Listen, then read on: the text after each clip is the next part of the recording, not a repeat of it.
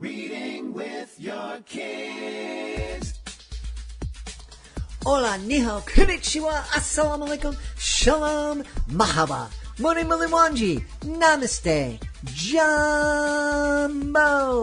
bienvenidos. Hi, my name is Jedley, and this is the Reading with Your Kids podcast. We are coming to you from the beautiful city of Irvine in the great state of California. We are so honored and so delighted that you'll join us in our mission to help families grow closer through reading.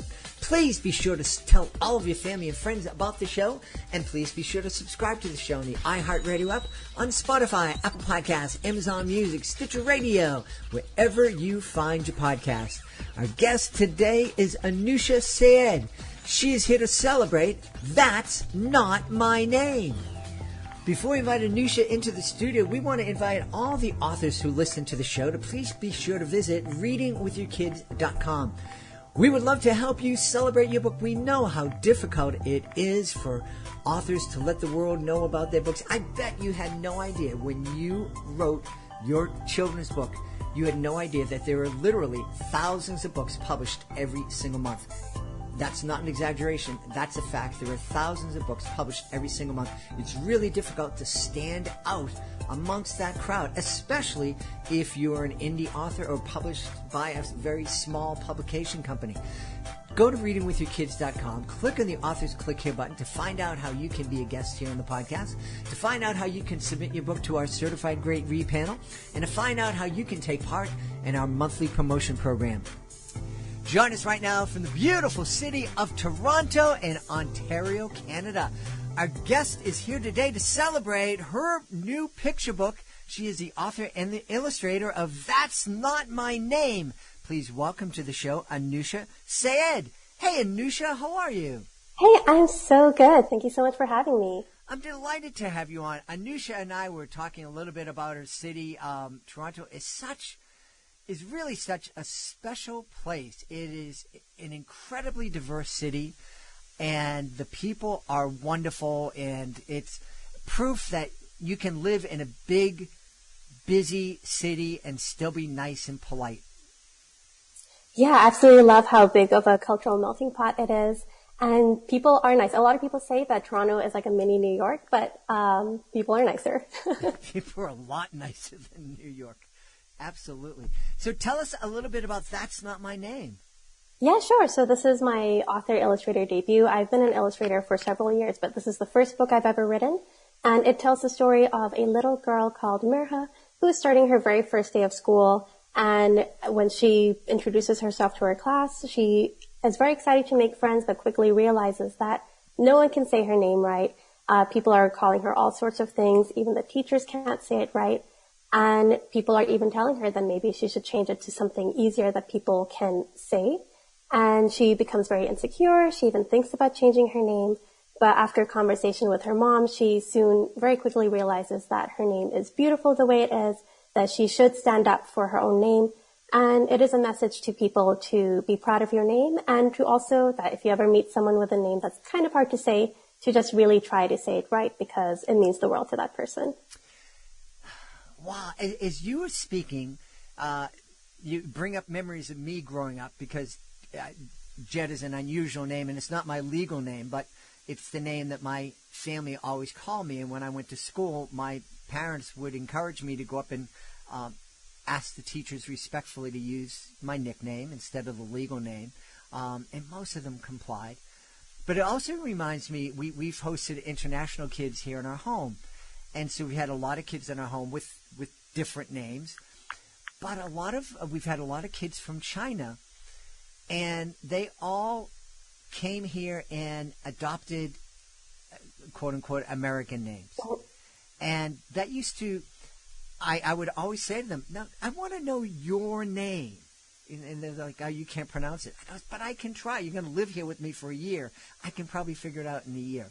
And so I would always make an effort with those kids to find out their name, to pronounce it correctly, and encourage them to use it. I think it was just so important.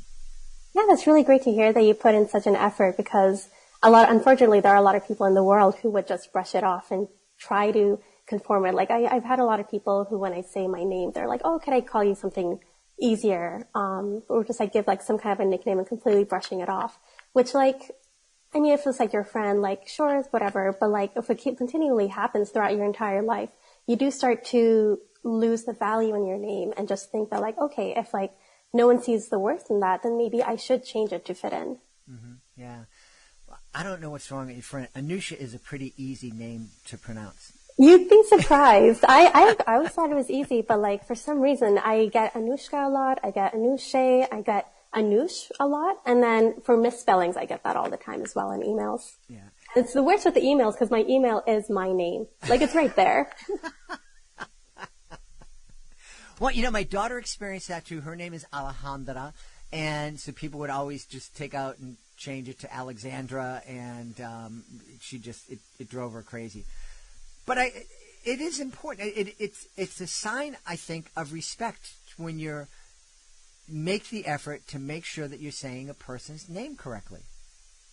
Yeah, exactly. I mean, there's like a part in the book, and it's a pretty common saying that like people with complicated names have, where like if people are able to say, memorize all the names of like Lord of the Rings characters or like Daenerys Targaryen and like say that with complete ease, like if you can give that respect to a fictional character, then like why can't you say the name of the person you're talking with?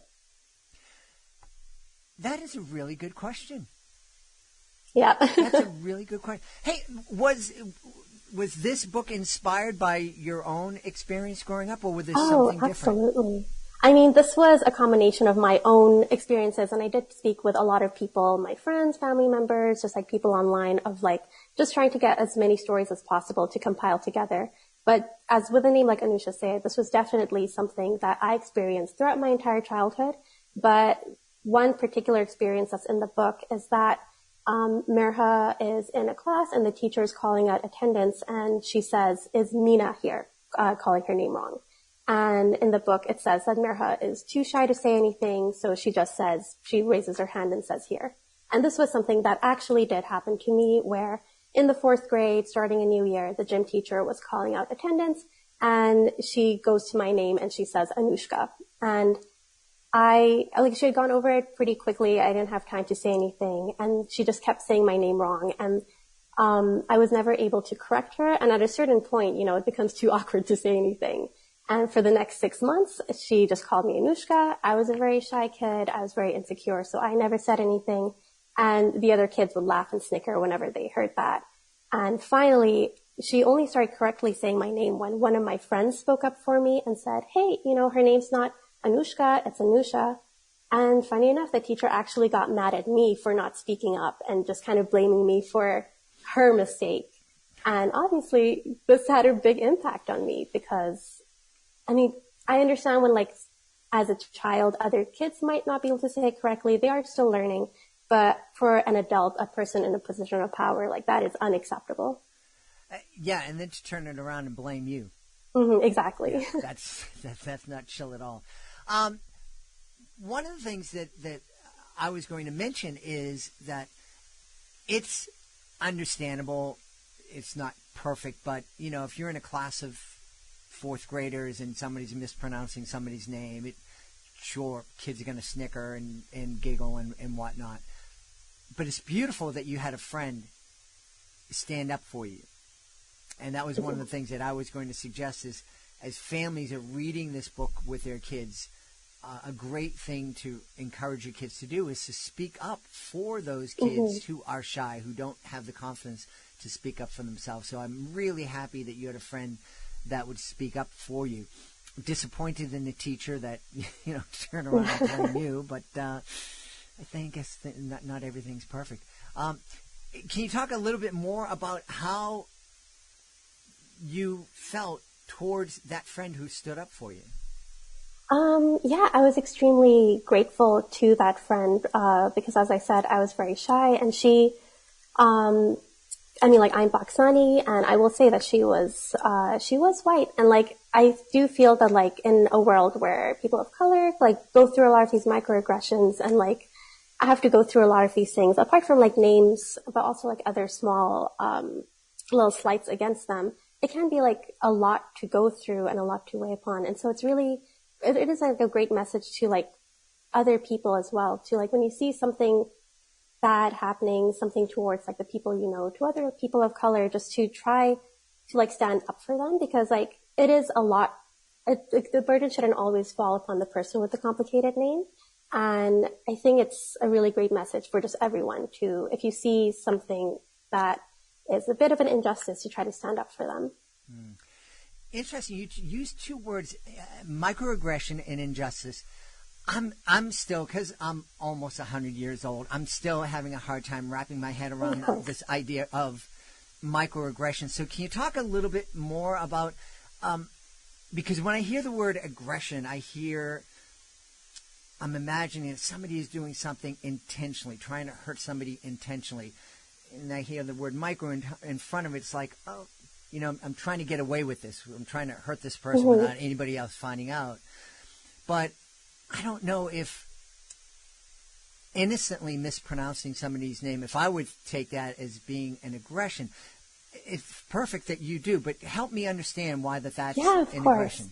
I will try my best to explain it, because I'm not the best person for this, but I will try my best.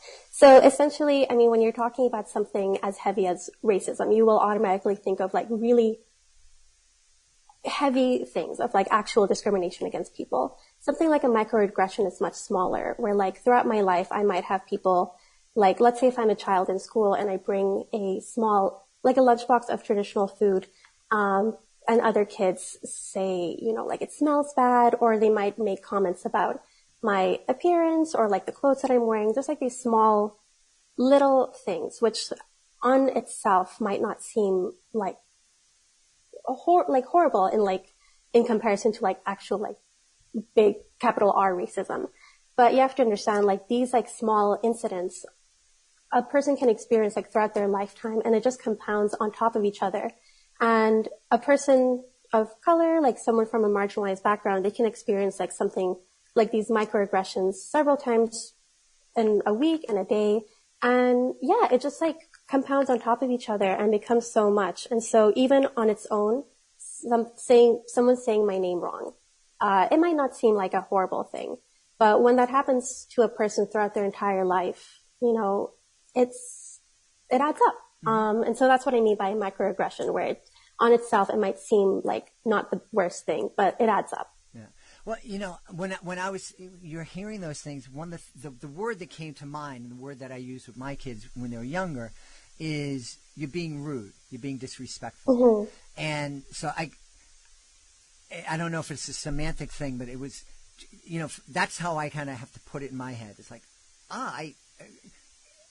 just sometimes when I hear a word, something being described by something that I don't fully understand, it's like, you know, my brain kind of fogs out. Mm-hmm. And, you know, but what you were talking about, yeah, absolutely. Someone coming into wearing different clothes and somebody making fun of it, or is going, oh, that food is weird, or it smells bad. It's just rude and impolite.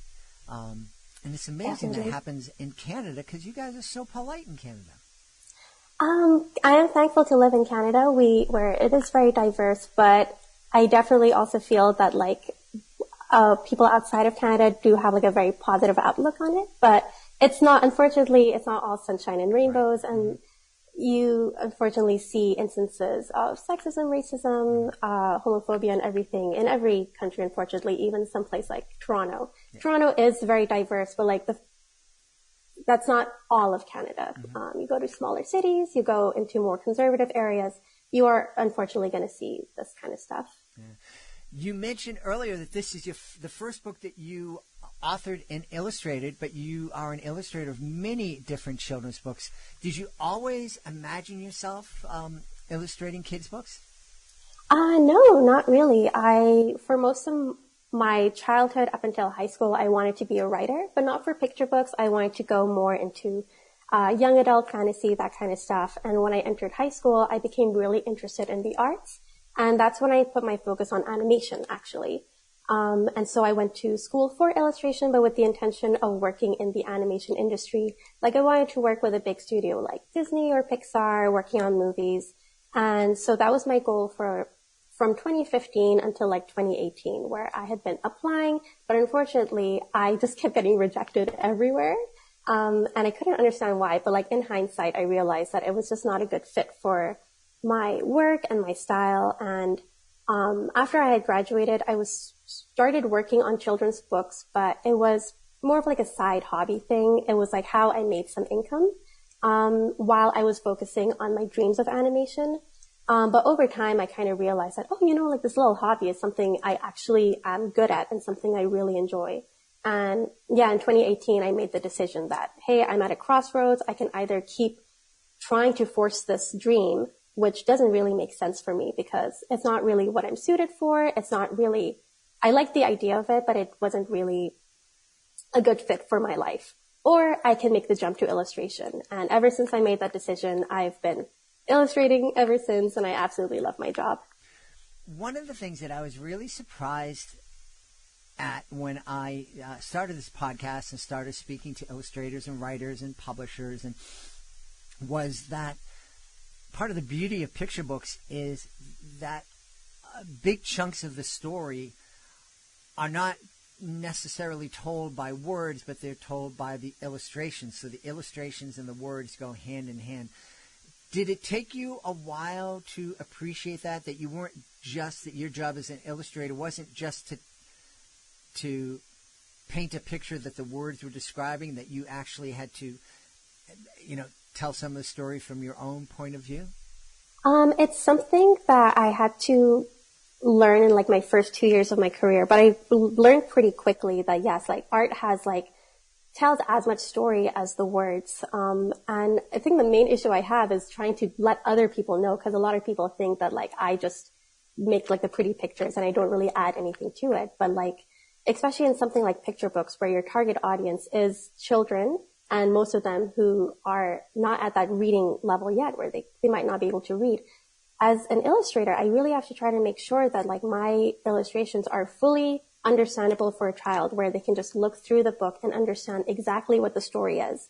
And there are a lot of times, because like as a writer, I think for picture books, it's usually you have a maximum of 500 words to tell a story, which is really not a lot of words. And so they have to condense the text quite a bit. And as an illustrator, I am able to like add to that story and add like a lot more depth to it. And a lot of people, unfortunately, they don't understand that, and they take the job of an illustrator for granted. Mm-hmm.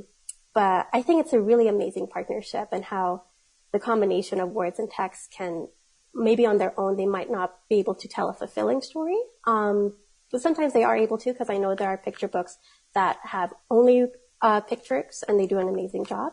But the combination, when it works together, it's really beautiful. Yeah. We had an author on, and it was a fascinating conversation. He wrote a very simple poem about a girl and her feelings, but no additional context, no clue as to where she lived and why she was feeling this way. And the illustrator and the author was really kind of celebrating that all of that was filled in by the illustrator. Mm-hmm. And I thought that was neat on so many levels. I thought it was really neat that an author was really happy that somebody else took their words and turned it into something else. It was beautiful that, the author is, I don't know if vulnerable is the word, but just open. Yeah, they have to put a lot of trust in the illustrator to be able to tell the story that they're looking for. And also sometimes add an element that the author might not have been aware, might not have had the intention of in the first place. But like with the teamwork together, like maybe the illustrator can add something additional that the author didn't think of, but works better in the long run as well. Yeah. So how did you enjoy the experience of writing and illustrating your first book? It was very interesting, because this was my very first time doing it, and I had no idea what I was doing. And initially, I had done all the research and read all the books, articles, and everything to try to learn as much as I could. But what I was reading was in the point of view of a writer. And so when I was first writing my manuscript, I was having a lot of trouble, and I couldn't understand why, what was I doing wrong? And my agent suggested that Anoosha, you are an illustrator at heart, you have an artist's mind. Why don't you, instead of focusing on the text first, why don't you work on the like thumbnails, like work on the artwork first and see if that can influence the text. Because I'm much more a visual person, and I found that that had a huge impact and it really helped. And having control of both the text and the artwork, instead of just like writing the whole manuscript and then step 2 working on the artwork, it ended up being like kind of a circular relationship where I would write a little bit and then draw a little bit and write a little bit and draw, and they would kind of influence each other and change each other. And I thought it was really interesting. I don't know if like other author illustrators have this process, but I found that it really helped with mine. Yeah, that I was going to ask about the process. I think being somebody who performs for kids and is creating magic illusions and telling stories through magic, I love discovering other people's process. Everybody is so unique and so different. I go out on stage with an idea and we just throw things and see what hits and works and gets people to laugh. And that's, I guess, one thing. How does it feel as you're creating? When I'm on stage and I'm creating, I have like an instant feedback. I know right away if something works or doesn't work. For you, you're creating and the intended audience might not see what you've created for a year or 2 years. Is that a bit frustrating for you, having to wait for that response? Oh yeah, I'm a very impatient person, and I hate that like I have to wait so long for it, especially because like I am a bit of a perfectionist, and by the time the book actually comes out, I look at it and I'm like, oh, I should have done this differently. I should have changed that, just because like in 2 years I have experienced a lot of growth in both my writing and my artwork. But yeah, I don't know. It is just like a long industry. But like animation is also similarly, if not longer, because I still do a little bit of work for it. And for that, I'll work on a project and it won't even come out for like 5 years. So in comparison, picture books is like nothing. Any thoughts of turning That's Not My Name into an animated work? I would love to. That would be really interesting. I don't think it would work as like a show or a movie. I think like some kind of like an animated short. I think it would be like, I think it's a really important message, and I'd love to spread it out as much as I can. And like having it seen in like a film type of format would just be so interesting. And again, with the animation background, I would love to work on that as well. But yeah, just like get as many eyes on it. That would be amazing. Yeah. What's next? Are you looking forward to writing and illustrating a second book? Yeah, I'm actually currently working on my second book. I finished the manuscript and I'm working on the artwork these days.